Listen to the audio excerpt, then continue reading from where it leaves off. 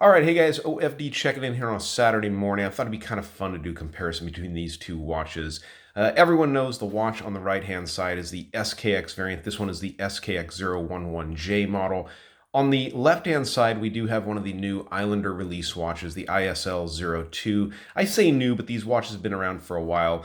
Mark from Long Island Watch, excuse me, as soon as SKX really, and he found out really that the SKX line was discontinued, Mark kind of went to work putting these Islander watches together, and he's done a really, really spectacular job. I will note to you that both of these watches did come to me from Island Watch. I purchased them both from Island Watch. I've bought a number of watches from Mark over the years, and it's a really, really good company to deal with, I should say. I've never had a problem with any of the watches I've gotten from him. So I just kind of want to compare these two watches. I think pretty much everyone knows everything there is to know if you're a watch nut about the Seiko SKX line, but I will get a little bit more into the SKX and the Islander just to kind of compare the differences between the two watches. But I really do think there is a lot to offer in the new Islander line. I think a lot of people are a little bit confused by it because they feel it's a total just SKX homage watch. But if you know Mark's background, Mark has really made his bread and butter in the industry off the SKX line. It's been around for a long time, goes back to, I do believe, 1996. The 7S26 movement has been around for that long, or had been around for that long. I do believe they discontinued that with the line as they've gone forward. Correct me if I'm wrong on the bottom. They may be using that in some of the Seiko 5 variants out there that I'm not sure of. But Mark took that SKX base and really built a pretty impressive watch out of it. And I've done reviews on both of these watches here before, but I just wanted to kind of tell you a little bit more about the two watches and compare and contrast them and kind of compare what you get nowadays, because the SKXs have gone up quite a bit in price since they've been discontinued. It was rumor for years that they were going to discontinue them, but then I think it was like 2018, late 2018, 2019, people found out that, hey, this is official. It came from Seiko. They are not going to produce the SKX anymore. The new Seiko 5 variants they've brought out to replace the Seiko SKX are nice looking watches, but guys, they're not really what we came to know over the years with the SKX, a true ISO rated 200-meter dive watch. And so I think that's disappointed a lot of people. I've checked them out. I think they're nice watches, but I am kind of bummed out that they didn't make a better SKX, and I do believe that Mark from Long Island Watch has done that. So I'm going to pause it, get the camera positioned a little bit differently, and then we'll bring each of these watches up in front of the camera and talk a little bit more about them. All right, so probably no surprise, guys, the first watch I'm going to bring up here in front of the camera to talk about is the Seiko SKX.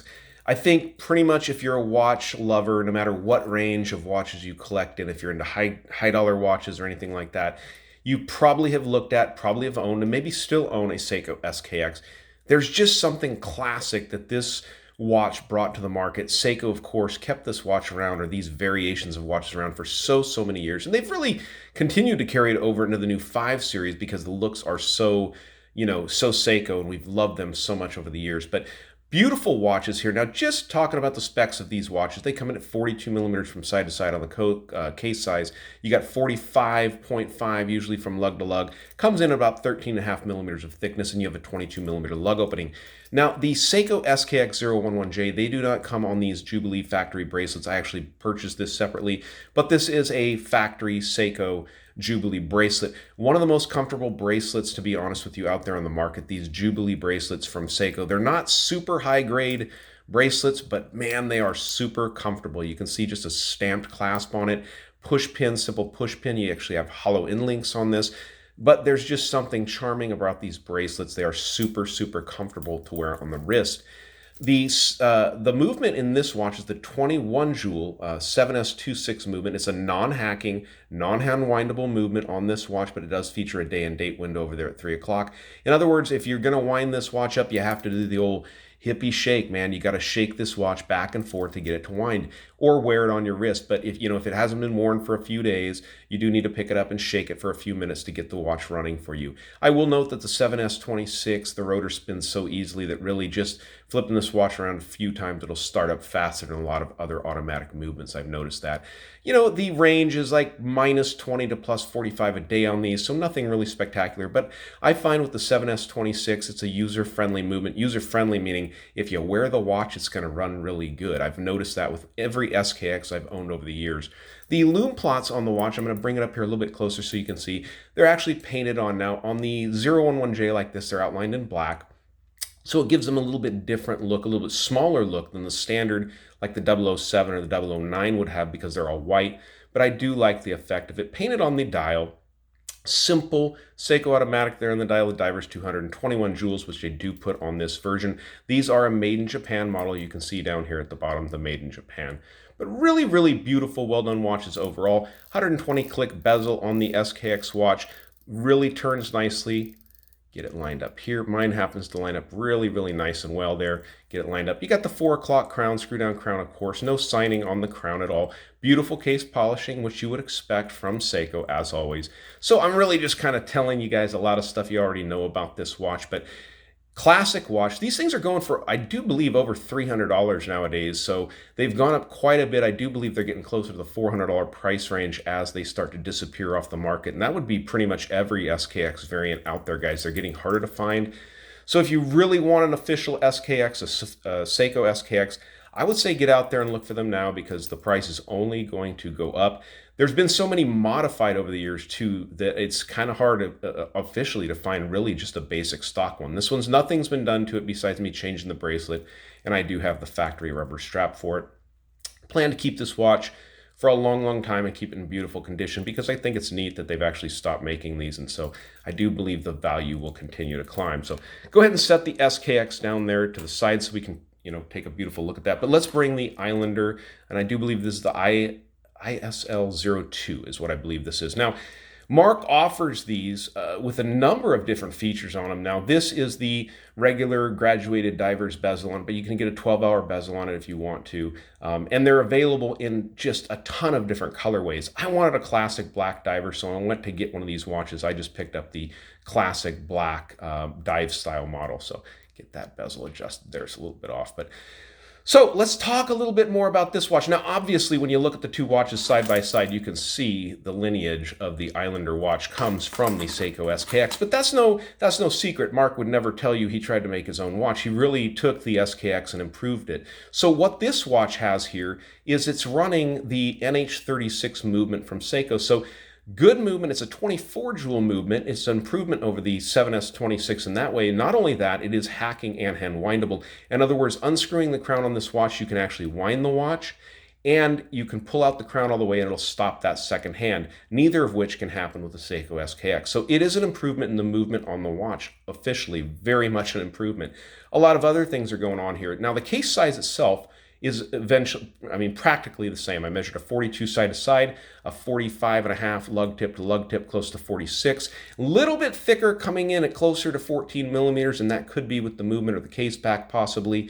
But other than that, really pretty much the same. Now, since I have it on the side, I'm going to note to you guys there, we do get a signed crown with the Islander logo on it. You do have the case polishing. And another thing I'm going to point out here, you have pierced lugs. So, you know, being a fan of watches, being a guy that's really just a watch collector and a watch aficionado, Mark said, hey, wouldn't it be great to have an SKS, with pierced lugs? The factory one doesn't have it. So he went ahead and bought the cases, or, you know, have the cases manufactured with those pierced lugs, which I think is great. Now, getting a closer look at the dial, I want to note something to you on the Islander watches. These are applied indices on this watch. So very nice upgrade from the lume painted on indices on the Seiko SKX. Very nice addition. Now, simple clean dial with the Islander logo there below 12 o'clock. Automatic and 200 meters just above the 6 o'clock. So very cleanly done that way. I think another thing you're going to notice when you're looking at is the shininess of the bezel. That's because this is a ceramic bezel insert as opposed to aluminum bezel insert they've used on the SKX for years. Now, it's also a 120 click bezel. And to be honest with you, it feels pretty much identical to a Seiko SKX. I really can't feel much of a difference between the bezel action on this and the bezel action on the original SKX, which isn't a problem. They both have really, really nice bezel action.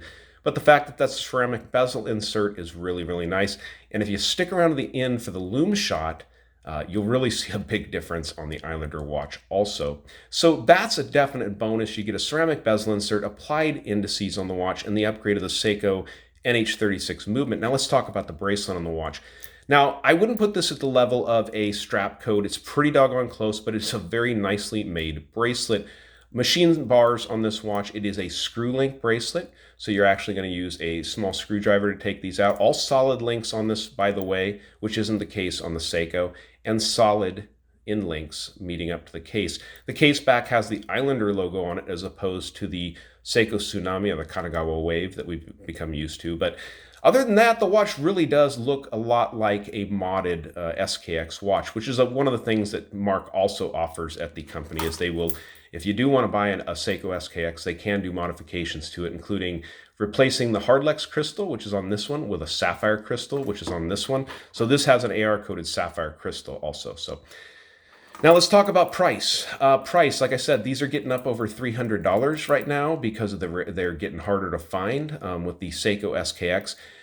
$299 is the price on these over at the Islander website, and occasionally Mark has them on sale for $269. I actually picked this one up at a deal when they had them on sale for $269. I just couldn't really pass it up because I thought it was such a great watch for the money. So let's go ahead and pause it. I'll get each of these watches on my 7-inch wrist and then stick around for that loom shot. Well, it is Seiko Saturday, right? So I thought it was only fair that we start out with the Seiko SKX on the Factory Jubilee bracelet. Now, guys, I gotta tell you, these Factory Jubilee bracelets, I know they're not the best made, well-made bracelets. You can even see where it meets the case. It's a little sloppy there, but they are the most comfortable bracelet out there, honestly. I really, really love the way they feel on my 7-inch wrist. I do have a 7-inch wrist, by the way, guys. So the Seiko SKX on my wrist, looking good there, guys. Let's slip on the Islander here real quick.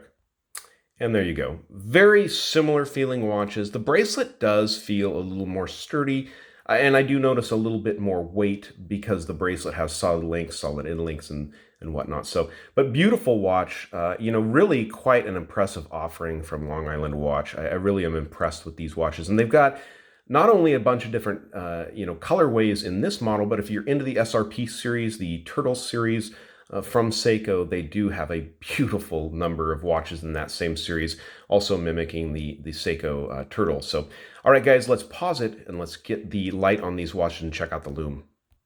All right, so it's not going to take a lot of light for either of these watches, guys, to be honest with you. You know Seiko's glow like crazy, and if you've seen my review of the Islander, I think you'll be pretty impressed with the lume on the watch. So, you know, guys, I've got both of these in the collection. I think there's a lot to offer with both of the watches. I mean, you can see right there, they glow like a torch.